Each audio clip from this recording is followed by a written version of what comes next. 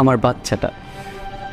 কি রে আছে, তুই এখানে কি করছিস? ভাইয়া আসলে হয়েছে কি জানো, এই ভাবির পেটে না চিনচিন ব্যথা উঠেছে।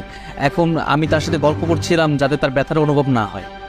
আচ্ছা ভাই, একটা কথা, তুমি বাসায় একটা কাজের মেয়ে রাখতে পারো না? ভাবির কষ্ট হচ্ছে একা একা এগুলো করতে। আমি তো তোর ভাবিকে সে কবে থেকে বলতেছি যে একটা কাজের লোকের ব্যবস্থা করি, ও বলতেছে দরকার নাই। তোর ভাবির যদি কোনো একটা দুর্ঘটনা ঘটে তাহলে কি হবে বল? আর বাবা হ্যাঁ, এই সংসারের কতটুকুই কাজ, 3 জনের কাজ আমি একাই করে নিতে পারি, আবার কাজের লোকের কি দরকার? ভাবি, এটা বলে হবে না, কাজের লোকের দরকার আছে। আর তাছাড়া তুমি একা একা এতগুলো কাজ কীভাবে করো বলো তো? ভাইয়া কাজের লোক লাগবেই। হ্যাঁ, তুই ঠিকই বলেছিস। আজকে আমি অফিসে যাওয়ার সময় কাজের লোক ঠিক করব। আচ্ছা, তোর ইউনিভার্সিটি নেই আজকে? আছে ভাই, আমি যাবো, একটু পরে যাবো। ও আচ্ছা আচ্ছা, শোনো, আমি অফিস